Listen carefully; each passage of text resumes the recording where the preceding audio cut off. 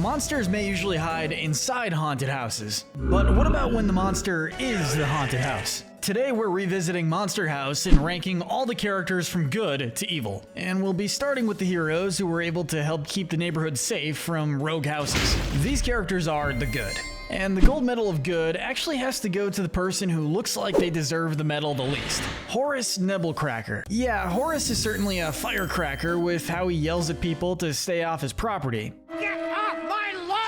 However, there's a good reason for this. His wife is quite nasty, possessing his house after death and planning on killing and eating as many kids as possible. His cranky old neighbor routine is just him scaring kids away to keep them safe. Sure, maybe taking their property is a bit over the top, but hey, it helped sell the act. After having a heart attack and recovering, he goes right back, stealing an ambulance to not only help calm down the monster house and reassure Constance, but he even tries to end her himself via mercy killing. After DJ blows the house up, he changes his tune and even with his house and wife forever gone, ends up willingly giving back all the stolen property he took for his ruse over the years, befriending DJ for his help.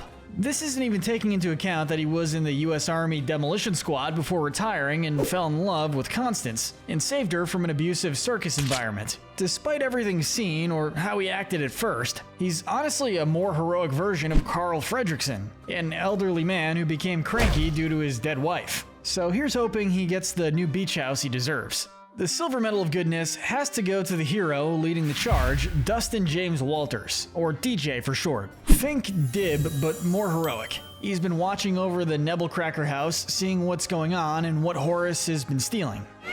October 30th. Another tricycle. However, after getting too close, he ends up seeing Horus suffer a heart attack and get wheeled into an ambulance. Feeling guilty, thinking he killed him, he decided to try and take up the mantle of finding out everything about the house, what happened with Constance, and how to finally stop her. Even with most of the people talking with him saying he's crazy, he still pushes forward to find a way to stop everything. Overall, while Horus was responsible for ensuring that no one got injured, DJ helped finish the job and became genuine friends with Horus, earning him the silver medal of good.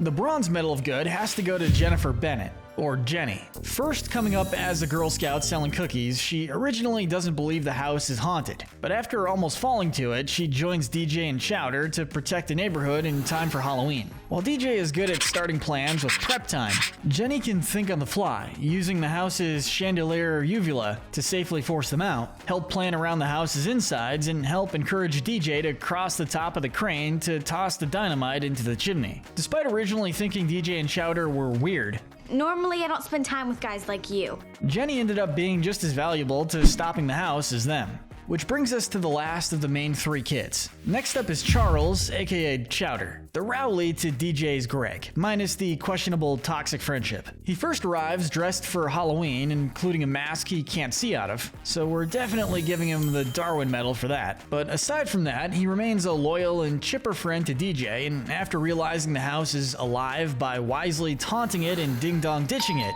follows DJ in planning to stop it. Despite him constantly being tricked by the house, including with a basketball to lure him, he still does his best to aid the group, considering he willingly distracted the house and used an excavator to fight against the monster. We had to place him in the good section. And finally, rounding out the good section, we have to mention Reginald Skolinski. He played a small role, just being the town's gamer, but ended up helping guide the kids onto the right track. Being the one to believe them, he deduced that the house was haunted by a spirit. You've got to strike at the source of life, the heart. And informed them that they had to kill the heart of the structure. He does, however, earn the Sloth Sinner Medal for playing 4 days straight with no bathroom breaks, but at least he gave us the eating meme before leaving. But with the good section wrapped up, we now move into more neutral territory. These characters fall into the moral gray area.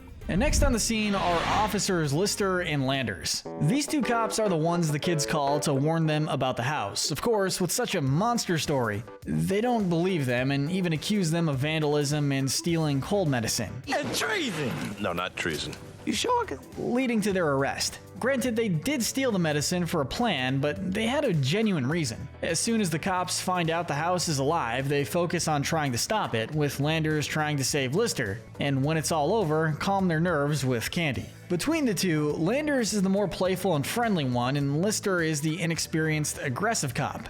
so if we had to rank them separately, Landers would win. Though at the end of the day, they don't mean to stop the trio's plans to save the neighborhood. It's just that, from their view, they're just kids messing around with an old house. Next up, we have DJ's parents. Now, if you're wondering just who they are and have seen this movie before, well, congratulations, because you pretty much know everything there is to know about these dentists. They spend most of the movie being away at a dentist convention, leaving DJ alone with his babysitter. They do know that DJ spends a lot of time watching the Nebelcracker's house, but they still try to tend to and care for their son, even if they think he's crazy. Fair, they don't know that DJ's right and the house is haunted, and they just assume after everything that happened, DJ and Chowder were just trick-or-treating as dirty pirates. They're oblivious, but it's clear they still love and support their son. And rounding out the gray area, we have Elizabeth, aka Z. Yeah, Z is hostile to DJ, even breaking a plant and saying that she'll tell his parents he did it after he was bored by her rules. She did also break up with Bones and tried to date Skull to make him jealous, getting annoyed that it didn't work, which earns her the Lust Sinner medal. So she is also a terrible girlfriend. Mostly she's apathetic to anything DJ has going on. However, she isn't completely ruthless. When Bones goes too far messing with DJ, she breaks it up and even rejects the idea that Horus is evil, and just more of a jerk than anything else. No, he's just a crotchety old dude.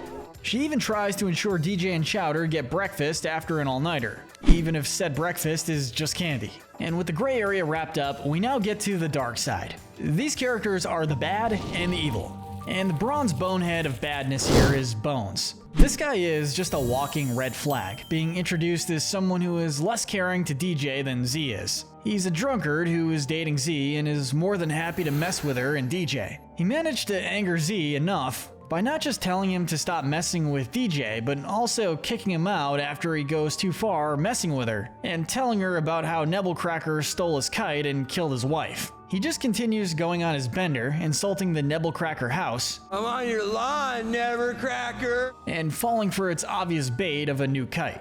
The silver medal of evil has to go to Constance's bullies. These jerks back in the day were the ones that kept on constantly abusing and making fun of Constance. While Horus and Constance were building their house, these brats were egging and mocking Constance in the house they were building. And when Horus tries to keep her calm, seeing her get more and more easily agitated, they still keep on trying to egg her on, literally.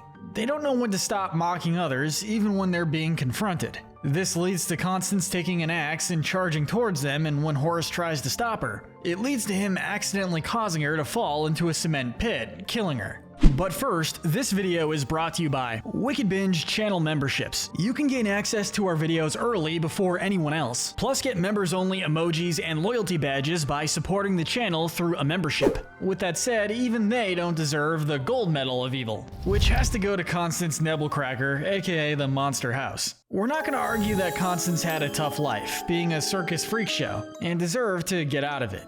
I can take you away from here. However, she certainly has an anger problem, and she definitely gets the Wrath Sinner medal for trying to kill kids for egging her in her house, which, let's be real, is a huge overreaction, even if we do understand her pain.